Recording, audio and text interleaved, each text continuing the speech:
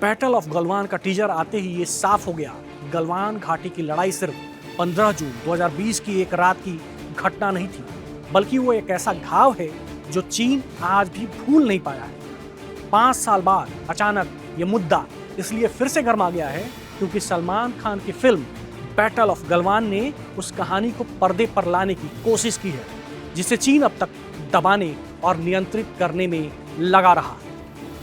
महज कुछ सेकंड के टीजर ने वो कर दिखाया जो तमाम कूटनीतिक बयान और आधिकारिक विरोध नहीं कर पाए। चीन को खुलकर प्रतिक्रिया देने पर मजबूर कर दिया। टीजर आते ही चीन का सरकारी एजेंसी ग्लोबल टाइम्स सक्रिय हो गया और उसने वही पुरानी लाइन दोहराई। भारतीय सैनिकों ने पहले एलएसी पार किया, फिल्म में तथ्य नहीं है, सिनेमा इतिहास नहीं बदल सकता। लेकिन असल सवाल ये है कि अगर सब कुछ चीन के दावे के मुताबिक ही था तो फिर एक बॉलीवुड फिल्म पर इतनी लंबी रिपोर्ट, इतनी तीखी भाषा और इतना आक्रोश क्यों? इस पूरे घटनाक्रम में साफ साफ दिखता है कि फायदा किसे और नुकसान किसे हो रहा है। फायदे में भारत है क्योंकि जो चीन अब तक गलवान पर चुप्पी साधे बैठा था वही आज सफाई देता नजर आ रहा है। किसी भी संघर्ष में सबसे असहज स्थिति उसी की होती है जिसे बार बार जवाब देना पड़ता। नुकसान चीन को इसलिए हो रहा है क्योंकि उसने आज तक गलवान में हुए अपने वास्तविक नुकसान के पुख्ता आंकड़े सार्वजनिक नहीं किए हैं। एक तरफ वो 5 सैनिकों की मौत का दावा करता है, दूसरी तरफ अंतर्राष्ट्रीय रिसर्च रिपोर्ट्स 30 से 40 चीनी सैनिकों के मारे जाने की बात कहती हैं। यही विरोधाभास चीन की सबसे बड़ी कमजोरी है। इस विवाद से फिल्म इंडस्ट्री को भी फायदा मिला है क्योंकि फिल्म रिलीज से पहले ही न सिर्फ भारत में बल्कि अंतर्राष्ट्रीय स्तर पर चर्चा का केंद्र बन चुकी है।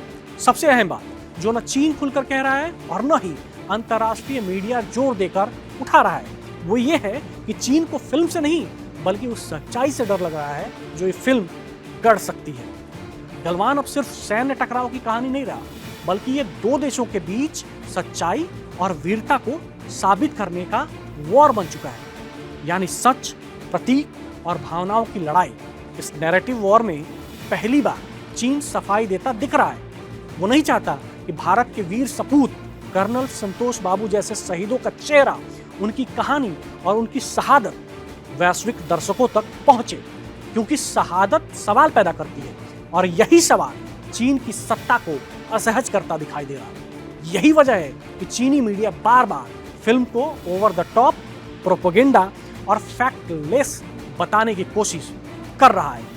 आगे क्या होगा इसका अंदाजा अभी से लगाया जा सकता है।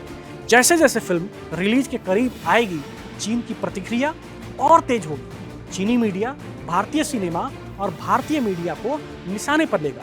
इसे द्विपक्षीय रिश्तों को खराब करने वाली कोशिश बताया जाएगा। भारत में ये फिल्म सिर्फ मनोरंजन तक सीमित नहीं रहेगी बल्कि ये सैनिक सम्मान, बलिदान, राष्ट्रवाद के प्रतीक के रूप में देखी जाएगी। अंतर्राष्ट्रीय मंचों पर भी गलवान को लेकर पुराने बयानों, रिपोर्ट्स और आंकड़ों की फिर से पड़ताल शुरू हो सकती है, क्योंकि जब कोई देश बार बार सफाई देता है तो दुनिया सवाल जरूर पूछती है।